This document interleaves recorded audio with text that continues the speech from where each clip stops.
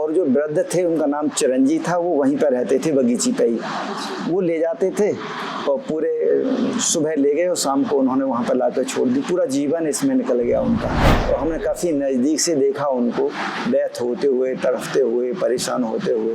तो जब से ऐसा कुछ मन में था कि ऐसे लोगों के लिए कुछ किया जाए जिनका कोई नहीं होता है। हमारे भरतपुर में ही टोटल 100 से ज़्यादा एम्बुलेंस हैं सभी आश्रमों में तो, लेकिन यहाँ पर 19 एम्बुलेंस तो भरतपुर में ही हैं। ये एम्बुलेंस जाती हैं, रेस्क्यू करके डायरेक्ट ले आती हैं। जो भी जिन्हें हम दीन दुखी, असहाय, लाचार, बीमार कहते हैं, इनकी सेवा में जो भी लगाए उसका कल्याण हुआ है। इसका मतलब ये भगवान का रूप में साक्षात परमात्मा है। इनकी सेवा में जो लगता है उसका कल्याण हो जाता है। इसीलिए प्रभु जी कहते हैं ये कलयुग के भगवान हैं। सब ठाकुर जी को लिख दिया जाता है कि ठाकुर जी आज की ये ज़रूरत है। आप देखेंगे बोर्ड पर ऑफिस में बस, हाँ, बस जो लिखा जाएगा उस पर वो आएगा ही आएगा। ऐसा कभी नहीं होता कि वो नहीं आएगा। एक कतरा ही सही, बस इतनी शिफत दे मालिक कि प्यासा जो देखूं दरिया हो जाऊं। ऐसे ही एक उद्देश्य से शुरू हुआ था अपना घर आश्रम, और आज हम आ गए हैं अपना घर आश्रम भरतपुर में, जिसकी शुरुआत 20 बाय 10 के कमरे से डॉक्टर BM भारद्वाज और डॉक्टर माधुरी भारद्वाज ने की है। और आज उसी आश्रम के 60 से भी ज्यादा संस्थानों में 20,000 से भी ज्यादा प्रभु जी की सेवा होती है। किसी भी असहाय व्यक्ति को, चाहे वो किसी भी उम्र के पड़ाव पे हो, किसी भी जाति का हो, धर्म का हो, उसके दर्द को कम करने की पहल है अपना घर। और वो कहते हैं ना, जब इरादा नेक हो तो ईश्वर भी आपके साथ चलता है। वैसे ही अपना घर में हजारों लोगों की खाने पीने, दवाई, इलाज की व्यवस्था खुद ठाकुर जी स्वयं करते हैं। तो चलिए जानते हैं दो आम इंसानों की दृढ़ संकल्प और ईश्वर की आस्था की इस खूबसूरत उदाहरण के बारे में, exclusively on commoners on couch के इस स्पेशल एपिसोड पे।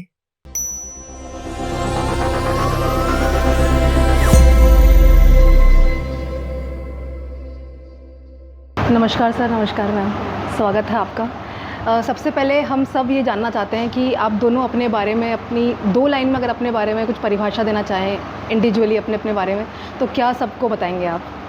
कि आप मतलब कहाँ से शुरुआत हुई, आपका मतलब खुद का परिचय? बेसिकली हम लोग उत्तर प्रदेश के रहने वाले हैं। डिस्ट्रिक्ट अलीगढ़ में गाँव है सहरोई। किसान परिवार की पृष्ठभूमि है। तो वहाँ से यहाँ BHMS करने के लिए आए थे भरतपुर में होम्योपैथी मेडिकल ग्रेजुएशन किया, और उसके बाद से फिर जैसे ग्रेजुएशन कंप्लीट किया उसके बाद से अपना घर की नींव रख दी। उसके बाद से आपने शुरुआत करी? तो उसके बाद से शुरुआत करी। मैम आप कुछ कहना चाहेंगे इस बारे में? माधुरी भारद्वाज, यहाँ 93 से हूँ डॉक्टर साहब के साथ। शादी के बाद इधर हुए तो मैं भी उधर से ही रहने वाली हूँ, अलीगढ़ से ही डिस्ट्रिक्ट से। और 93 से हम लोग यहाँ अपने सेवा के काम में प्रयासरत हो गए, और तभी से ये सेवा मिशन में हमारा। तो जैसे हम लोगों को पता है कि अपना घर जो संस्था है ये 62 से ज़्यादा ऑर्गेनाइजेशन है, इनकी ब्रांचेज हैं बेसिकली, राइट? नेपाल में भी, इंडिया के बाहर भी हैं। अभी तो ये बहुत बड़ा है, जैसे हम भी आए, हमने देखा बहुत बड़े लेवल पे आप सेवा कर रहे हैं लोगों की। लेकिन वो कौन सा इंसिडेंट था जहाँ से आपको प्रेरणा मिली कि मेरे को ये काम करना है? क्योंकि आप दोनों डॉक्टर्स हैं, अच्छी प्रैक्टिस भी थी, आप वो करियर भी परस्यू कर सकते थे। वो छोड़ के लोगों की सेवा में पूरा जीवन लगा देना, वो प्रेरणा कहाँ से मिली? वो स्टार्ट कहाँ से हुआ? नहीं, सबसे पहले तो हमने वो प्रोफेशन छोड़ा नहीं है कम्प्लीटली। हाँ, छोड़ा नहीं है कि हमारा बेसिकली प्रोफेशन ही जिसको हम कर रहे हैं वो है शुरू से ही। जैसा कि हमने बताया, हम डिस्ट्रिक्ट अलीगढ़ के रहने वाले हैं उत्तर प्रदेश में। उन दिनों हम 6th क्लास में पढ़ते थे। तो हमारे गांव में एक वृद्ध थे, उनकी उम्र 80-85 वर्ष होगी। वो ग्वाला का काम करते थे। ग्वाला समझते हैं आप? बिल्कुल, जो पशुओं का गायों का पालन पोषण करते हैं, चारा खिलाते हैं, घुमा के ले आते हैं। हाँ हाँ बिल्कुल। तो पूरे गांव वाले अपनी गाय भैंस जो भी होती थी, हमारी एक बगीची थी गांव से आधा किलोमीटर दूर, वहाँ पर छोड़ जाते थे। और जो वृद्ध थे उनका नाम चिरंजी था, वो वहीं पर रहते थे बगीची पे ही। वो ले जाते थे और पूरे सुबह ले गए और शाम को उन्होंने वहाँ पर लाकर छोड़ दी। पूरा जीवन इसमें निकल गया उनका। उनके उन दिनों हम सिक्स क्लास में पढ़ते थे तो घाव हो गए, मलद्वार में घाव हो गए। कभी कोई वैद्य जी को दिखा लाया, कभी कोई दिखा लाया, डॉक्टर की कोई व्यवस्था थी नहीं। और बीमारी बढ़ती गई, फिर उनके कीड़े पड़ गए और 1.25 महीने में उनकी डेथ हो गई। और हमने काफ़ी नज़दीक से देखा उनको डेथ होते हुए, तड़फते हुए, परेशान होते हुए। तो जब से ऐसा कुछ मन में था कि ऐसे लोगों के लिए कुछ किया जाए जिनका कोई नहीं होता है, या जिनको कोई संभालने वाला नहीं होता है, जिनको ये कहने वाला नहीं होता है कि मैं उन्हें चिंता मत करो। तो बस वहीं से शुरुआत थी, जब इसे मन में था। उसके बाद बहुत पुराना हुआ, भरतपुर से मेडिकल ग्रेजुएशन होम्योपैथी में किया। उसके बाद जिस दिन से पास आउट हुए उसी दिन से ये काम शुरू कर दिया। तो जैसे सर हम एनजीओ तो बहुत जगह हो रहे हैं, देख रहे हैं हम भी सब जगह। एक कोई ना कोई कैटेगरी लेके चलते हैं सब। जैसे किसी ने वृद्धाश्रम खोल दिया, कोई बच्चों की सेवा कर रहा है, कोई पशुओं की कर रहा है। लेकिन जैसे हमने यहाँ देखा है, यहाँ मेरे ख्याल से हद तक सब कुछ ही है। हर चीज़ की आप सेवा कर रहे हो, चाहे आप मतलब वृद्धाश्रम हो गया, आप महिला हो, पुरुष हो, बच्चे हो, जानवरों की सेवा भी है। तो ये आप मतलब कैसे आपने मतलब सब कुछ मिला के एक साथ लेके चल रहे हो ना यहाँ पे। तो लोगों ने तो जैसे किया है, वो एक चीज़ लेके चलते हैं कि कैटेगरी हमने एक पकड़ ली, एक जगह हम सेवा कर रहे हैं। तो आपका ये कैसे आपने थॉट लाया कि मैं सब कुछ, कैसे कैसे शुरुआत हुई सब चीज़ों की? कहाँ से पहले एक कदम रखा, उसके बाद में सब एक साथ चले? बेसिकली अपना घर का जो उद्देश्य है, कोई भी सेवा एवं संसाधनों के अभाव में तड़फता हुआ दम न तोड़े, कोई भी न तोड़े। अब अगर आप किसी को तकलीफ में देख रहे हैं, या वो गौ माता है, या बंदर है, या कोई इंसान है, बच्चा है, महिला है, पुरुष है, कोई भी हो, तकलीफ तो सबको हो रही है ना। तो अपना घर का जो ऑब्जेक्ट है वो तकलीफ को कम करना है। उसको ये नहीं देखना है तकलीफ किसको हो रही है और कितनी हो रही है, उसको तो बस वो तकलीफ तक पहुंचना है और उनको मदद देनी है। अगर अपना घर में अंदर कोई ऐसे हैं कि जिनको कम तकलीफ है और गेट के बाहर ज़्यादा तकलीफ में है, तो हमारी विचारधारा है कि उनका अधिकार पहले है संसाधनों पर, जो ज़्यादा तकलीफ में है भले ही बाहर हैं। तो इस आधार पर सभी की सेवा करते हैं। यहाँ पर सभी को रेस्क्यू करके ले आते हैं और लाने के बाद में फिर देखते हैं इनको टीबी है, कैंसर है, एड्स है, मनोरोगी हैं, मंदबुद्धि हैं, हेपेटाइटिस है, मालनरिज्ड है, कुपोषित है। तो जो भी है पहले फिर उस हिसाब से उनको जिस वार्ड में 26 तरह के वार्ड माता बहनों के लिए हैं, इसी तरह से अलग अलग, और 26 तरह के ही चाचा भैया दादा के लिए हैं। तो जिसको जो बीमारी होती है इन्वेस्टिगेशन हो जाएंगे, इन्वेस्टिगेशन होने के बाद में वो उसी वार्ड में भेज दिए जाते हैं जो उनको बीमारी होती है।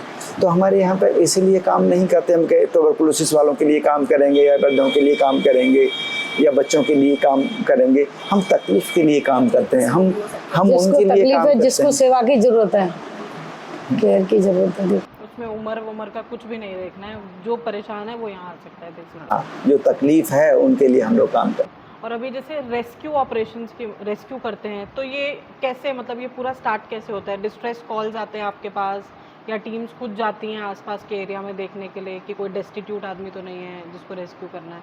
ये पूरे रेस्क्यू ऑपरेशंस कैसे होते हैं? हम 3 तरह से काम करते हैं।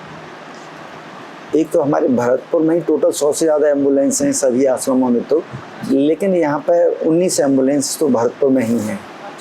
ये एम्बुलेंस जाती हैं, रेस्क्यू करके डायरेक्ट ले आती हैं। दूसरा, यहाँ पर जो भी लोग जुड़े, 10 लाख से ज़्यादा लोग जुड़े हुए हैं, जो भी लोग यहाँ पर जुड़े हुए हैं वो सूचना देते हैं, और जैसी सूचना देते हैं तो हमारी एम्बुलेंस जाती है, वहाँ से ले आती है। तीसरा, हमने हेल्पलाइन और अपना घर सेवा समिति पूरे देश में है। प्लान कर रहे हैं कि जहाँ जहाँ 21 मेंबर मिल जाते हैं वहाँ पर अपना घर सेवा समिति बना देते हैं, और कम मेंबर मिलते हैं वहाँ पे हेल्पलाइन बना देते हैं। तो समिति और हेल्पलाइन का काम है कि उनके क्षेत्र में कोई भी इस तरह के प्रभुजन हैं तो उनको अपना घर नियर बाई जो भी आश्रम है वहाँ भिजवा देते हैं। 100 से ज़्यादा समितियाँ और हेल्पलाइन अभी पूरे देश में काम करती हैं। तो ये जो रेस्क्यू होके प्रभु जी लोग आते हैं, ये काफ़ी दूर दूर से भी आते होंगे, मतलब जैसे भरतपुर में मैं यहाँ की बात करूँ प्रॉपर, क्योंकि इसी को यहाँ से शुरुआत हुई, तो यहाँ पे कोई दूसरे स्टेट्स के भी लोग होंगे, महाराष्ट्र, गुजरात वगैरह, या यहाँ अभी राजस्थान के ही प्रभु जी हैं?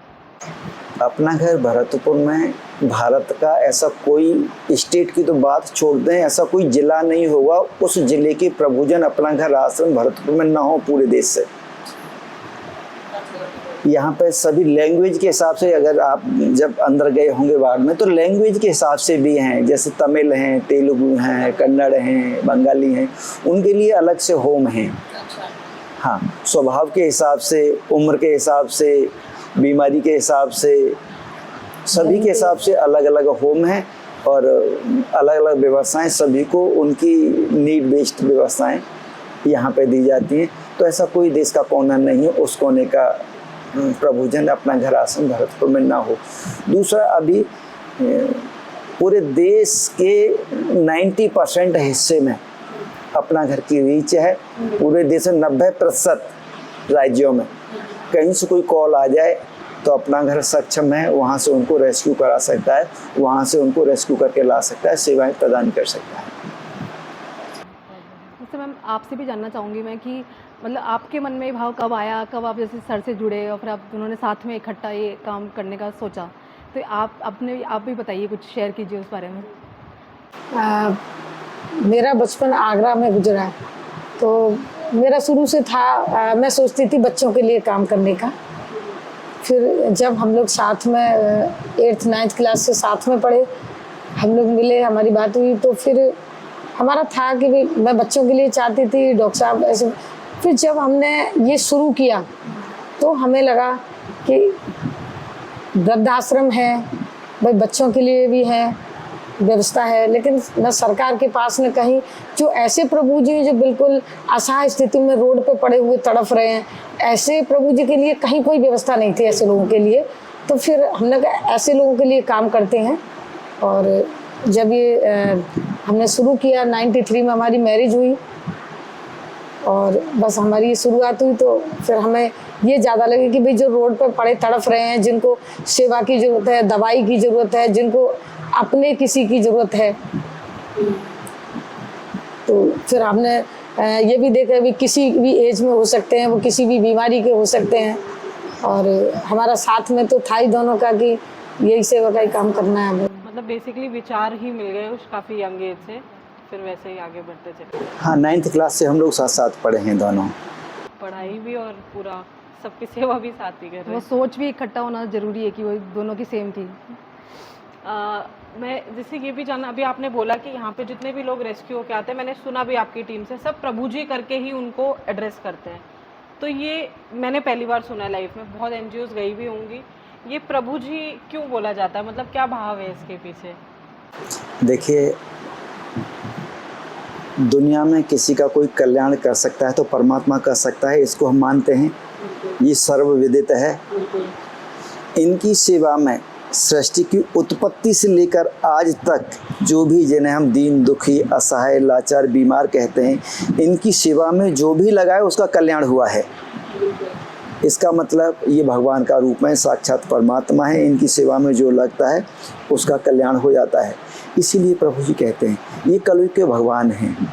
ये हमारी परीक्षा लेने के लिए आए हैं कि मैं देखता हूँ इस इंसान को मैंने अच्छा तन दिया, मन दिया, संसाधन दिए, ये मुझे पहचानता है नहीं पहचानता। तो ये साक्षात परमात्मा है और इनकी सेवा करो और कल्याण सीधा सीधा होता है। इसीलिए प्रभुजन कहते हैं। हमारे लिए तो हमारी तो पूजा आराधना साधना जो भी है ये प्रभु जी की सेवा ही है। तो सर जैसे यहाँ रिहैबिलिटेशन भी आप सेंटर है आपके पास में, तो आप रिहैब जो प्रोसेस है वो क्या है, मतलब किस तरह से होता है? और उसके बाद में जब यहाँ से आप भेजते हैं वापस से, अगर किसी का परिवार ना भी हो तब फिर क्या होता है, उनको कहाँ भेजा जाता है या फिर वो यहीं रहते हैं? क्या प्रोसेस है पूरा रिहैब का?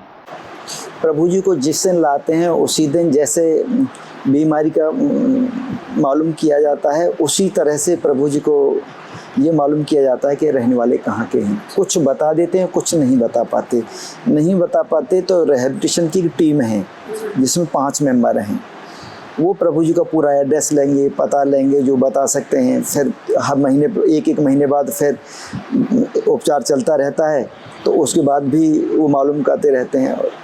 तो जैसी पता बताते हैं वैसे ही ग्राम पंचायत के माध्यम से, पुलिस थानों के माध्यम से, विभिन्न एनजीओ के माध्यम से, जनप्रतिनिधियों के माध्यम से हम उनके परिवार तक पहुंच जाते हैं और उन्हें भिजवाने का प्रयास करते हैं।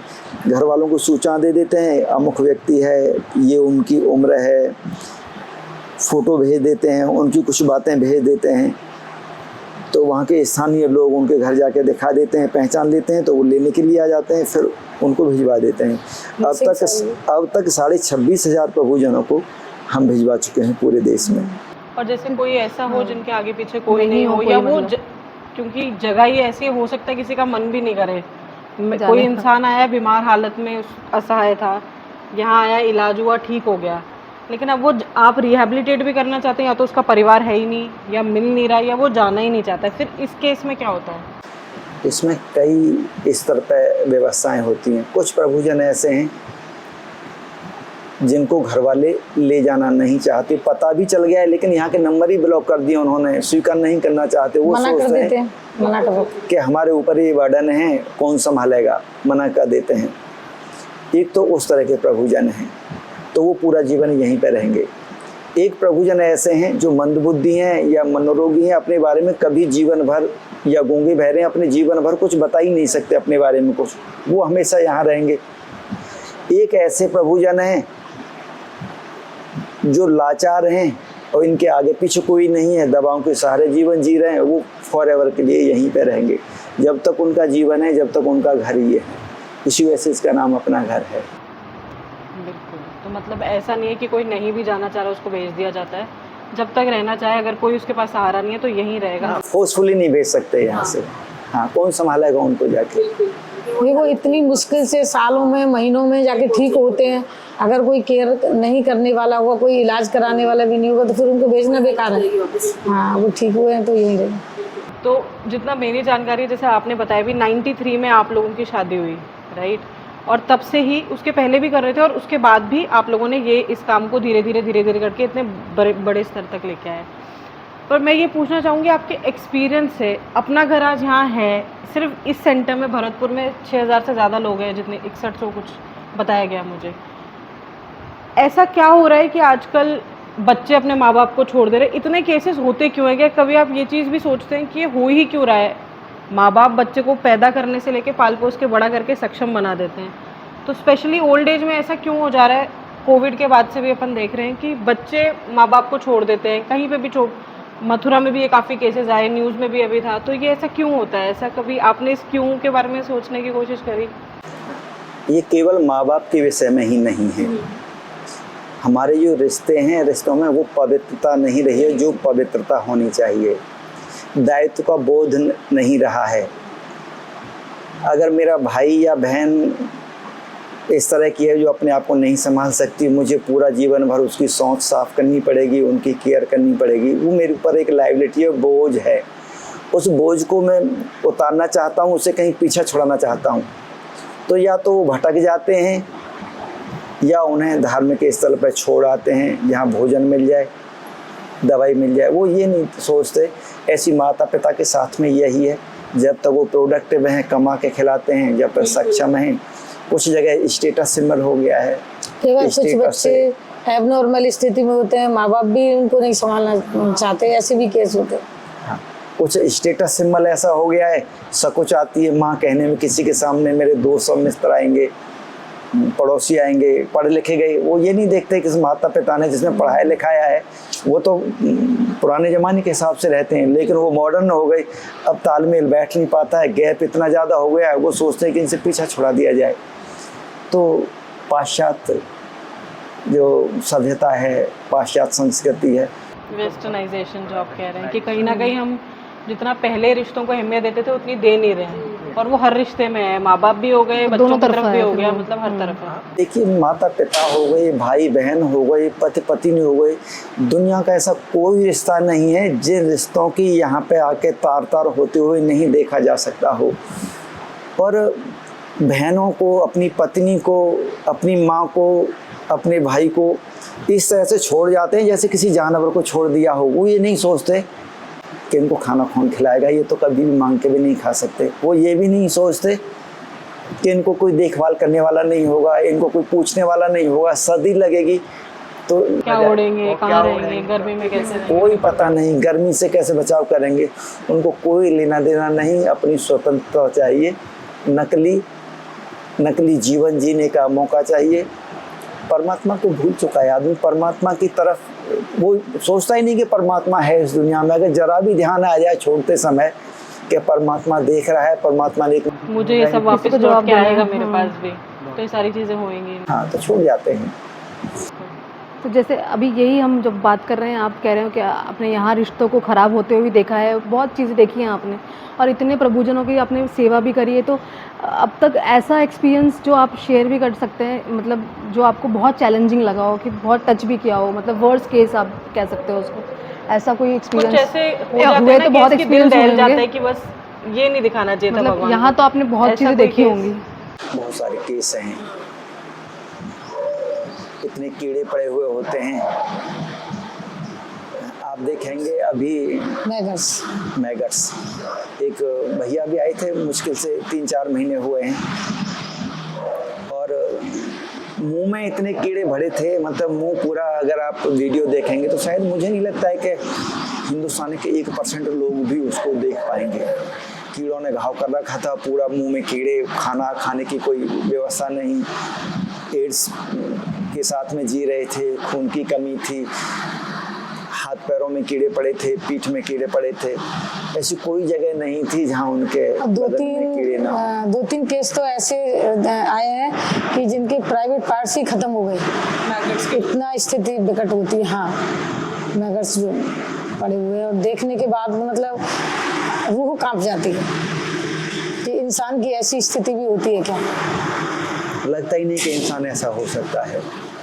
तो कहीं ना कहीं वो रोड पे पड़े होते हैं, कहीं ना कहीं हम लोग क्या है कि हमारी इतनी संवेदनाएं कम होती जा रही हैं समाज की, कि कहीं ना कहीं हम लोग देख के ही निकल जाते हैं। देख के निकल जाते हैं, या फिर वहाँ वीडियो बना के निकल जाएंगे ताकि हम डाल सके कहीं। थोड़ा भी देख ले, थोड़ा भी उनको कहीं हॉस्पिटल में भेज दे, कहीं हॉस्पिटल में चले जाए तो वहाँ भी कौन केयर करे, ये तो कोई देखने वाला नहीं होता। तो स्थिति ऐसी होती है कि इंसान कहीं ना कहीं पत्थर भी बनते जा रहा है कि रास्ते में कोई पड़ा है, हमको फर्क नहीं पड़ रहा, अब कोई बात नहीं, आगे लो गाड़ी, यहाँ कौन रुकेगा। संवेदनाएं कुछ लोगों तक सीमित रह गई हैं। वो मतलबी संवेदनाएं भी नहीं कह सकते जिनसे मतलब सिद्ध होता है। जब तक पत्नी से मतलब सिद्ध हो रहा है, जब तक पत्नी अपनी है, जब तक पिता से हो रहा है, जब तक पिता अपना है, जब तक बहन से हो रहा है, जिससे बहन अपनी है, जब तक बच्चों से हो रहा है, जब तक बच्चे अपने हैं, जब तक मतलब सिद्ध हो रहा है, जब तक ये दुनिया अपनी है। जिस दिन मतलब सिद्ध होना बंद हो जाता है और वो कुछ डिमांड करने लगते हैं हमारे जीवन में, कुछ ऐसा होने की स्थिति में होता है कि कुछ तकलीफें होंगी, हम असुविधा के साथ जीवन जिएंगे, बस वहाँ से पीछे छुड़ाना शुरू हो जाता है। सर, जैसे अभी हम बात कर रहे थे, आपने बताया कई पेशेंट्स ऐसे आते हैं शायद देखे भी नहीं जाते, मैगट्स पड़े हुए हैं, मुंह के अंदर पड़े हुए हैं, तो इनका पूरा मेडिकल ट्रीटमेंट यहाँ चलता है ना। तो आप दोनों तो हैं ही, लेकिन इसके अलावा और भी टीम है जो कंसल्ट करती है डॉक्टर्स की, या उसके एक्सपेंसेस होते हैं? सर्जरी के तो एक्सपेंसेस ऑब्वियसली होंगे, पर सिर्फ कंसल्टेशन के भी चार्जेस होते हैं, या और डॉक्टर्स अपनी संस्था से जुड़े हुए हैं सिर्फ सर्विस करने के उसमें? अच्छा, यहाँ पे 34 डॉक्टर हैं, 34 डॉक्टर्स हैं जो अपनी सेवाएं देते हैं, और परमात्मा की ऐसी कृपा है 34 में से केवल 3 डॉक्टर हैं जो अभी अपॉइंट किए हैं, वो पेमेंट लेते हैं। बाकी 31 डॉक्टर तो कोई पेमेंट ही नहीं लेते, टोटल फ्री करते हैं। कैंपस नहीं, हॉस्पिटल है। हाँ, संस्था का खुद का हॉस्पिटल सेवा देते हैं यहाँ, लैब वगैरह लैब है यहाँ पे, जनरल ऑपरेशन सभी इन हाउस हो जाते हैं। गवर्नमेंट की पीएचसी भी है, प्राथमिक स्वास्थ्य केंद्र गवर्नमेंट का भी है, उनका स्टाफ अलग है, वो सेवा में लगे रहते हैं। तो अलग अलग तरह से जैसी जिसको जरूरत होती है। उसके अलावा भी यहाँ पे प्राइवेट हॉस्पिटल्स में भेजना, यहाँ गवर्नमेंट हॉस्पिटल्स में भेजना, जयपुर भेजना, अजमेर भेजना, जोधपुर, बीकानेर, जहाँ जहाँ जरूरत पड़ती है वहाँ सब जगह इनका प्रभुजनों का उपचार कराते हैं। लोग दुनिया में भी अच्छे लोगों की कमी हुई नहीं है, मिल रहे हैं अभी जो लोग अपनी सेवा दे रहे हैं। नहीं, दुनिया में अभाव तो किसी भी चीज़ का नहीं है। अगर अभाव है तो इस बात का संकेत है कि हमारी पात्रता में कमी है। संसार में बिल्कुल भी कोई अभाव नहीं है, प्रचुर मात्रा में जो आपको चाहिए वो उपलब्ध है। बस अगर अनुपलब्ध है तो हमारी पात्रता में कमी है, हम डिजर्व नहीं करते हैं, इसका ही संकेत है सीधा सीधा। तो जैसे यहाँ पर हमने देखा है कि वार्ड्स हैं जिसमें जो मानसिक तौर पे कमज़ोर हैं उनके लिए भी आपने सेवाएं दे रखी हैं यहाँ पे, तो आपको मतलब उनके साथ सबसे ज़्यादा चैलेंज आता है कि मतलब क्या लगता है, ये सबके साथ आपका सेम ही रहता है कि हर तरह से हमें अगर किसी को रेस्क्यू भी कर रहे हैं हम तो आ भी रहे हैं यहाँ पे, तो चैलेंज तो सब जगह है, लेकिन क्या ये वाला वार्ड जो अगर है, अगर हम कहें यहाँ प्रभुजन जो आ रहे हैं यहाँ पे, इनके साथ में आपको चैलेंज ज़्यादा देखना पड़ता है मतलब सेवा करने में और देखभाल करने में? नहीं, हमारे लिए चैलेंजेस तो कुछ भी नहीं है। चैलेंजेस जिस काम को हम करना नहीं चाहते, जिससे असहमत होते हैं, मन मार के करते हैं, वो चैलेंजेस होते हैं। वैसे तो आप जो कर रहे हो दूसरा कोई सोचेगा उसके लिए चैलेंज हो सकता है, आप जो कर रहे हो तो बहुत आगे के स्तर तक। हमारे लिए तो जो भी आ जाए, जो आ जाए उनको स्वीकार कर लेंगे, उनकी सेवा उसी करनी पड़ेगी, इस वजह से कोई चैलेंजेस नहीं है। सर मैं ये पूछ रही थी, जैसे मेरी जो जानकारी है और जो मैंने देखा भी कि गवर्नमेंट एड नहीं मिलता अपनी ऑर्गेनाइजेशन को एज सच, और हम अपना घर आगे से जाके किसी से मांगता नहीं है कि हमको ये चाहिए या हमको इतना मॉनेटरी सपोर्ट चाहिए, फाइनेंशियल सपोर्ट चाहिए। ठाकुर जी की चिट्ठी, इसके पीछे की क्या कहानी है ये जानना चाहती हूँ मैं, क्योंकि मैंने ये देखा वहीं पे आप लोग लिखते हैं और ये मेरे को पता है कि किसी से लिया नहीं जाता, वो खुद आता है, तो ये इसके पीछे की क्या कहानी है, ये कहाँ से स्टार्ट हुआ? देखिए, हर व्यक्ति संसार में जो भी आया है, व्यक्ति हो या कोई भी जीव हो, अपना भाग्य लेके आता है। उसके भाग्य की ऑक्सीजन, भोजन, वस्त्र, जल, जहाँ जाएगा, जहाँ पैर कदम रखेगा उतनी जगह, जहाँ बैठेगा उतनी जगह, जहाँ सोएगा उतनी जगह, परमात्मा ने जन्म के साथ ही निर्धारित कर दिए कि वो आएंगी ही आएंगी। तो सब अपना भाग्य लेके आते हैं। जब सब अपना भाग्य लेके आते हैं तो फिर पब्लिक से मांगने की या कहीं मांगने की ज़रूरत नहीं है। तो इसीलिए यहाँ पर ठाकुर जी के लिए चिट्ठी लिखी जाती है, जो भी ज़रूरत होती है अपना घर आश्रम में भोजन, वस्त्र, आवास, चिकित्सा के लिए जो भी जितने भी संसाधन है, इवन अंतिम संस्कार की सामग्री, building material, doctor, architect, engineer, जो भी ज़रूरत है सब ठाकुर जी को लिख दिया जाता है कि ठाकुर जी आज की ये ज़रूरत है। आप देखेंगे बोर्ड पर ऑफिस में बस, हाँ, बस जो लिखा जाएगा उस पर वो आएगा ही आएगा। ऐसा कभी नहीं होता कि वो नहीं आए। हो सकता है विलम्ब हो सकता है 2-4 दिन का। जब विलम्ब होता है तो हमें पता चल जाता है कि ये विलम्ब नहीं है, संसार में अभाव ही नहीं है, ठाकुर जी का संकेत है। ये हमारे लिए एक मैसेज है कि हम अपना काम ईमानदारी से करें। हमारे काम में कोई बेईमानी है, हम ईमानदारी से काम नहीं कर पा रहे हैं, तो इस वजह से ये अभाव के रूप में दर्शन हो रहा है। और ऐसा नहीं है कि हमारे काम में बेईमानी का मतलब हम पैसे में कोई बेईमानी कर रहे हो। सबसे बड़ी बेईमानी इस तरह की बेईमानी होती है, रात को कोई कॉल आ जाए कि गौ माता का एक्सीडेंट हो गया, वो रोड पर पड़ी है और संयोग से उस दिन नाइट का ड्राइवर नहीं आया है और हम ये कह दें कि भाई साहब ड्राइवर नहीं है, अब तो सुबह कॉल अटेंड हो पाएगी। इससे बड़ी कोई बेईमानी नहीं हो सकती, क्योंकि गाड़ी चलानी तो मुझे आती है ना, बस एम्बुलेंस उठा के मुझे चला जाना चाहिए। जब हम इस मोड़ पे होते हैं तो संसाधन तो अपने आप आते हैं। परमात्मा ने 36 करोड़ जो देवी देवता हैं अपने, 33 करोड़, बस वो इसीलिए छोड़ रखे हैं, जहाँ जहाँ मेरा काम हो रहा है वहाँ वहाँ आप जाइए और संसाधन दे के आइए। तो उनकी नज़र से वो तो जमीन में आप गड्ढा खोदें, कोई 100 फुट नीचे कोई कीड़ा मिलता है, उसके लिए भोजन पहुंचाते हैं। ये तो ऊपर हैं तो सभी के लिए वो पहुंचाते हैं। तो ठाकुर जी को चिट्ठी लिखी जाती है और निर्बाध रूप से आता ही आता है। पहले दिन से वेरी बिगिनिंग से, शुरुआत से है। भरतपुर आश्रम, इसी आश्रम का खर्चा रोजाना 10.5 लाख रुपए खर्च होते हैं। तो सर इसकी भी शुरुआत कैसे हुई? मतलब आपने बोर्ड लिखना या इसके पीछे मतलब स्टार्टिंग से आपके मन में था कि है ऐसा मन है? में या आस्था है, भगवान के प्रति आस्था है कि भगवान भेजता ही भेजता है, सब कुछ करते हैं। तो सर ये बोर्ड बाहर भी है, चाहे कोई देख सके, या अंदर है अपने ऑफिस में जो हमने देखा है? जितने भी आश्रम हैं सभी आश्रमों में ठाकुर जी की चिट्ठी लिखी जाती है। कोई चंदा मांगने नहीं जाएगा, सरकार से कोई पैसा मिलता नहीं है। 3 और 2 5 आश्रम हैं। एक जयपुर का है जामडोली में, 3 आश्रम है जयपुर, तो केवल एक आश्रम को राजकीय आंशिक सहयोग मिलता है। अजमेर में 2 आश्रम हैं, उनको आंशिक सहयोग मिलता है। कोटा में 1 आश्रम है, इनको आंशिक सहयोग मिलता है, जो पूरे सहयोग का 1% भी नहीं होता है, उससे कम होता है। ये राजकीय सहयोग है, चंदा मांगने कोई जाता नहीं। ठाकुर जी को चिट्ठी लिख दो, जो लिखोगे वो आएगा ही आएगा। दुनिया की कोई ताकत नहीं है उसको आने से रोक लो। ये इसी आधार पर सब मतलब चाहे किसी ने वो बोर्ड देखा हो चाहे नहीं देखो, लेकिन आप है कि वो किसी आ ही माध्यम है। से वो चीज माध्यम से आ ही जाता है। नहीं दिखाने के लिए ऑफिस तो में डालते ही लगा नहीं होता है, ऑफिस में ही लगाते हैं। ऑफिस में और यहाँ पर अंदर लगा हुआ है क्योंकि वो ऑफिस में लगता है, उसको कहीं शेयर नहीं किया जाएगा, कुछ नहीं किया जाएगा। पूरे देश और दुनिया भर से, केवल भरतपुर या राजस्थान या इंडिया से नहीं, विदेशों से भी लोग जुड़े हुए हैं और हर जगह से देते हैं।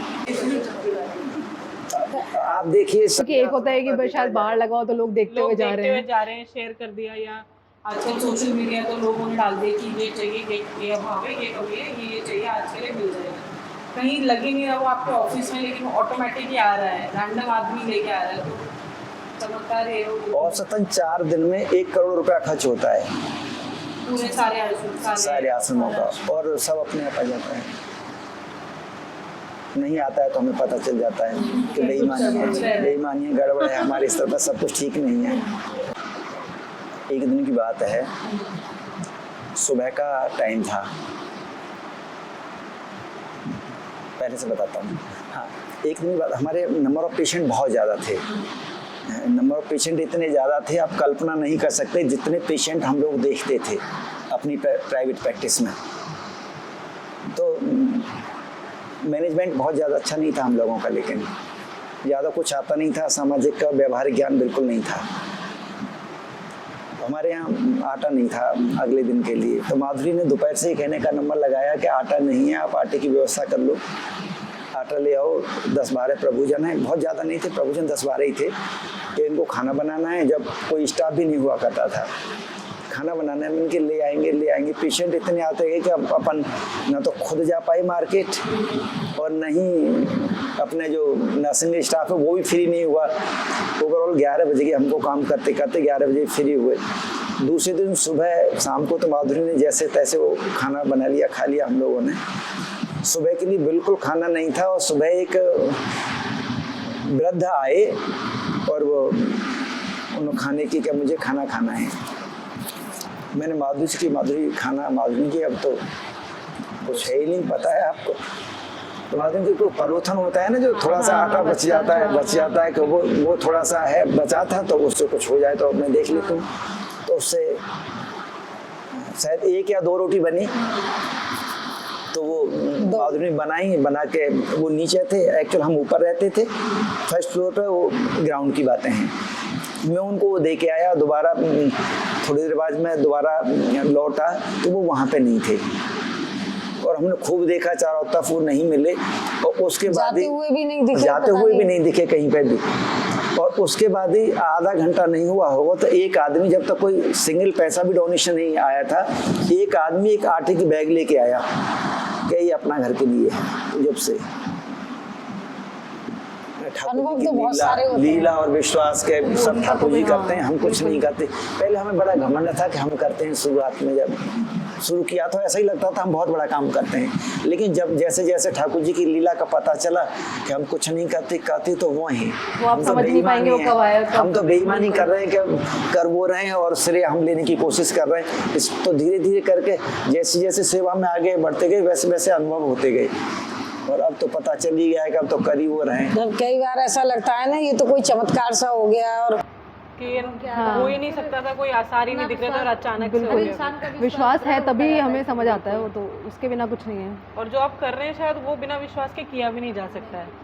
अगर आप किसी को मना ही नहीं कर रहे हैं, बेड नहीं है, फिर भी जो आएगा यहाँ पे दरवाजे भरोसा पे, है वो कि अंदर वो हो आएगा, वो जाएगी वो आस्था के चीज़ें। पीछे ही होता है। और कई बार तो हमसे अनजाने में चूक हो जाती है ना, वो भी परमात्मा करेक्ट कर देता है। अभी कोविड के पीरियड की बात है। कोविड पीरियड में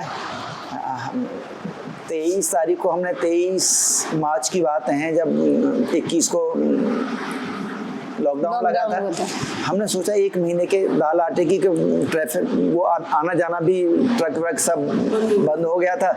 हमने सोचा कि 1 महीने के लिए तो कम से कम आटे वाटे और ऐसी चीज़ों की व्यवस्था कर लें। पता भी नहीं कितने दिन है लॉकडाउन क्या है। हाँ, तो हमने चावल ख़त्म हो रहे थे, तो आगरा से चावल आते थे। तो आगरा से हमने एक बाबूजी हैं मोहनलाल जी, उनको बोला बाबूजी चावल भिजवा दो। उन्होंने चावल भिजाए और भेजने वाले ने इतने ख़राब चावल भेज दिए को खिलाने लायक थे ही नहीं। हमने कहा कि बाबूजी ये चावल तो ख़राब आया। उन्होंने कि वापस कर दो, दोबारा अच्छे भेजेगा। दूसरे दिन दूसरी गाड़ी आई, 1 दिन छोड़ के वो चावल वो भी उतने अच्छे नहीं थे। फिर हमने बाबूजी से मना नहीं किया, हमने कि उसको भी वापस कर दिया। फिर मैं किचन में गया, किचन में मैंने वहाँ पर कुछ स्टाफ चावल रखे हुए थे बैग, तो उसमें एक बाबा ब्रांड करके था। तो मैंने बबीता जी से पूछा ऑफिस में, मैंने कहा बबीता जी ये बताओ ये चावल कहाँ से आए थे। उन्होंने कहा ये भूसावर समिति है, भूसावर समिति के माध्यम से आए थे। मैंने कहा उनसे बात करो, 1 ट्रक चावल ये भिजवा देंगे क्या। तो उन्होंने बात करी बबीता जी ने की सर अर्जेंट और चाहिए। तो उन्होंने कही हाँ मैं बात करता हूँ। उन्होंने बात करने के बाद कंपनी ने बोला कि कल आपके यहाँ चावल आ जाएंगे। दूसरे दिन जब मैं वहाँ पर किचन में वैसे ही घूमते घामते गया, तो क्योंकि बड़ी मुश्किल से चावल मिल रहे थे, 2 बार वापस कर दिए थे। तो मैंने ये पूछने लगा कि मैंने कि किचन में लक्ष्मी है, मैंने कि लक्ष्मी चावल कैसे हैं। तो उन्होंने कहा सर ये चावल अच्छे नहीं है, ये स्वास्थ्य के जो चावल है ना ये अच्छा है, बाबा अच्छा नहीं है। मैंने कि कैसा अच्छा नहीं है कि काफ़ी देर में तो ये पकता है, फूलता उतना ज़्यादा नहीं है, ये 15 बैग लगता है और स्वास्थ्य जो 12 बैग लगता है फूलता है, बहुत अच्छा चावल है। उतने में गाड़ी आ गई।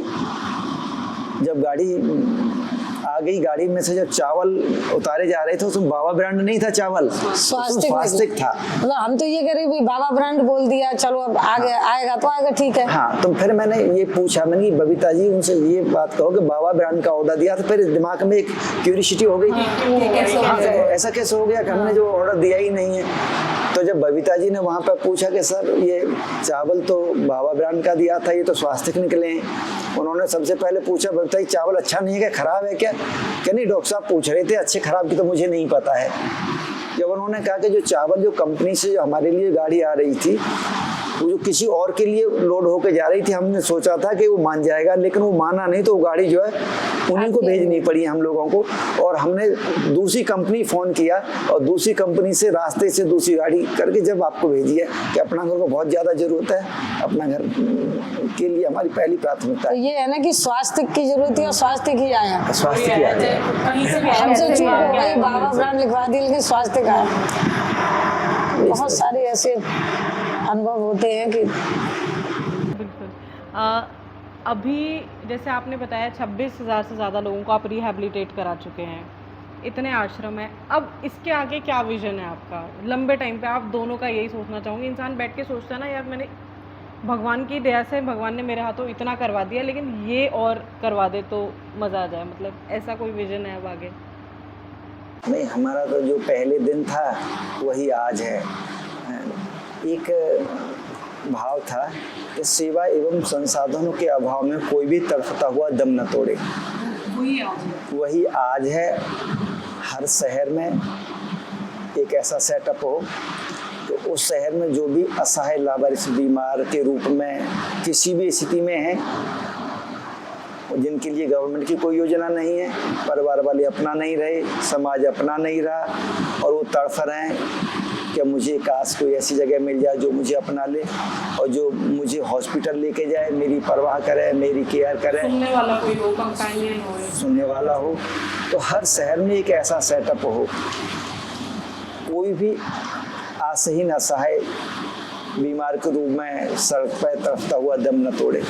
इसके लिए काम कर रहे हैं। जहाँ पर पूरे देश में भवन मिल जाता है वहाँ पर अपना घर आश्रम का सेटअप शुरू कर देते हैं।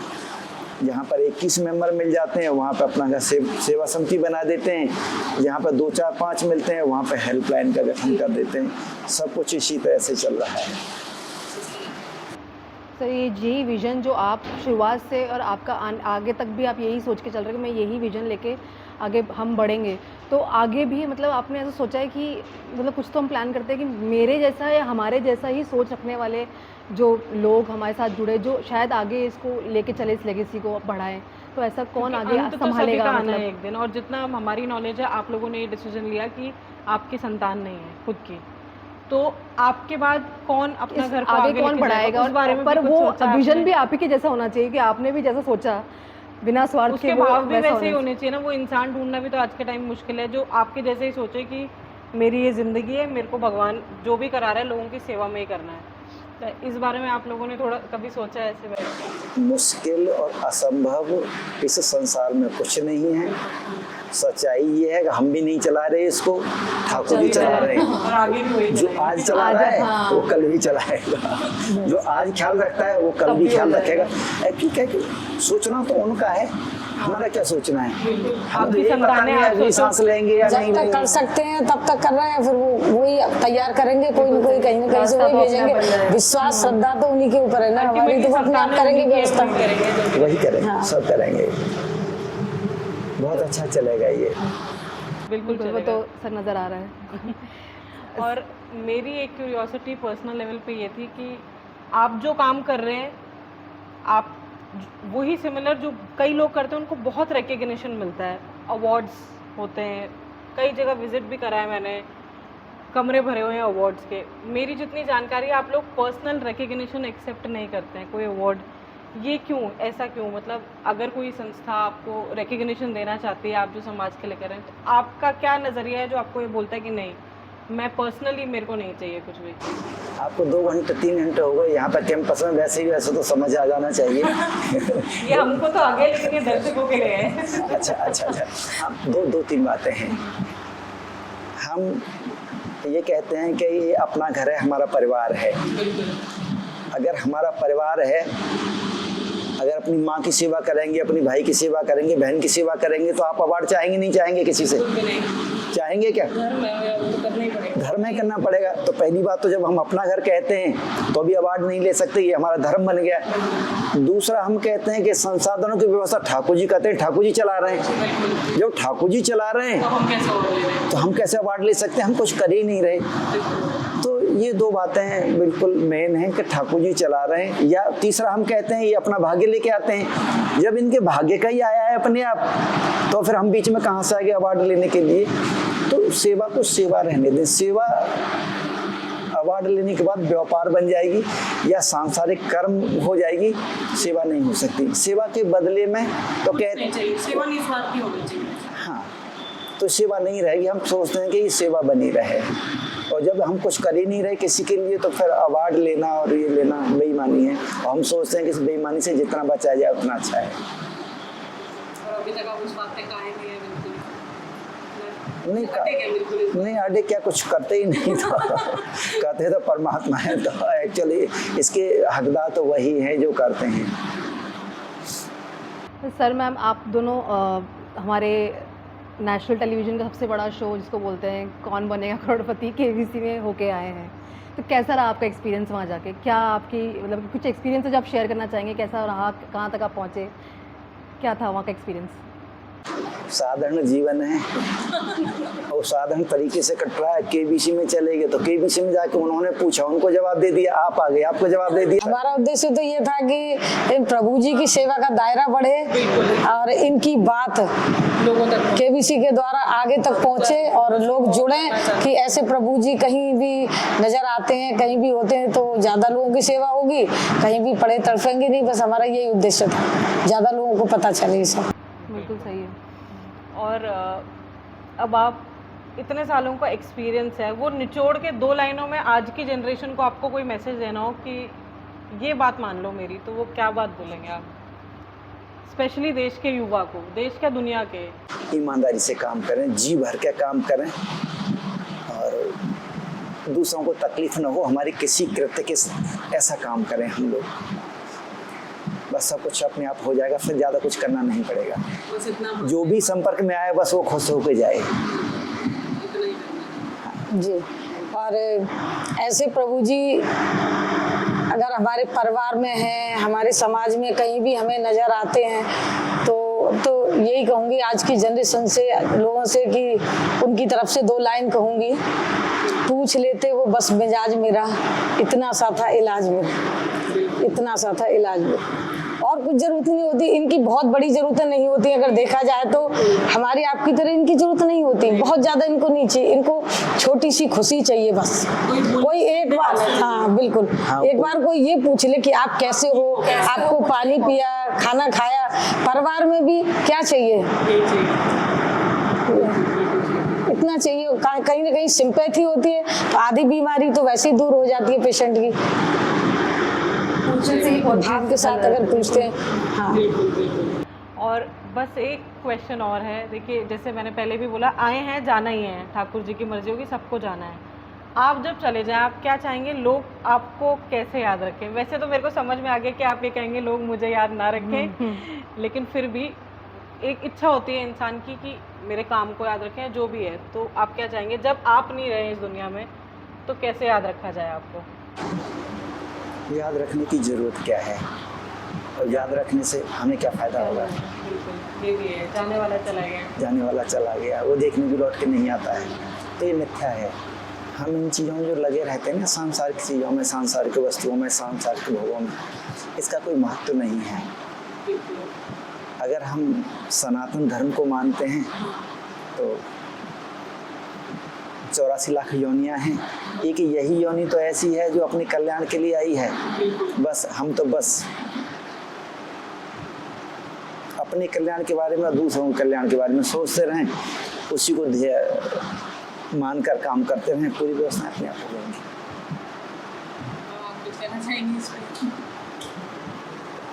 मैं तो यही कहूँगी कि ऐसे लोगों की सेवा से जुड़ें, ऐसे जो भी जिनको सेवा की जरूरत है, जिनको अपनापन सहारे की जरूरत है। भाई अगर हजारों लोग आज बीमार हैं, असहाय स्थिति में हैं, तो लाखों लोग उनको संभालने वाले हैं, वो उस स्थिति में है कि उनको संभाल सकते हैं अच्छे से, है ना। तो वो लाखों लोग आगे आए तो हजारों लोगों को तो ऐसे ही संभाल लेंगे, फिर उनको कोई ये कहने वाले नहीं कि आप असहाय हो, आपका कोई नहीं है। तो इंसान ही तो एक ऐसा सक्षम प्राणी है जो कुछ भी कर सकता है। तो ऐसे प्रभु जी के लिए हमेशा सेवा से जुड़े रहें, ज़्यादा से ज़्यादा लोग बस इस सेवा कार्य को आगे बढ़ाएं। जहाँ भी जिस कंडीशन में जैसे भी कर सकते हैं, पशु पक्षी जीव जंतु प्रकृति पर्यावरण जो भी है, सेवा को अपनाएं बस ज़्यादा से ज़्यादा। आज हम आपको हमसे मिलकर कैसा लगा? क्योंकि हमें तो बहुत अच्छा एक्सपीरियंस हुआ है, हमें तो मिलकर बहुत अच्छा लगा है। मतलब हमने काफ़ी समय बिताया इधर कैंपस में भी, तो हम काफ़ी देखा है, हमने सबसे मिले हैं, मिले भी हम लोग, तो हमें भी अच्छा लगा काफ़ी। तो अब आपकी बारी है, आपको बताने की क्या आपको आज कैसा लगा हमसे हमारे साथ बात करके? अच्छा लगा, काफ़ी सर को बोलना बहुत अच्छा। ठीक है, आपके माध्यम से ये मतलब सेवा का कार्य इतने लोगों के पास तक, वही हमारा वही मोटिव उद्देश्य है हाँ। बेसिकली। बिल्कुल, क्योंकि कई लोग ऐसे हैं जो शायद सेवा कहीं ना कहीं करना भी चाहते हैं, पर उनको या समय नहीं मिल रहा है, या उनको पता नहीं है जाना एग्जैक्टली कहाँ है।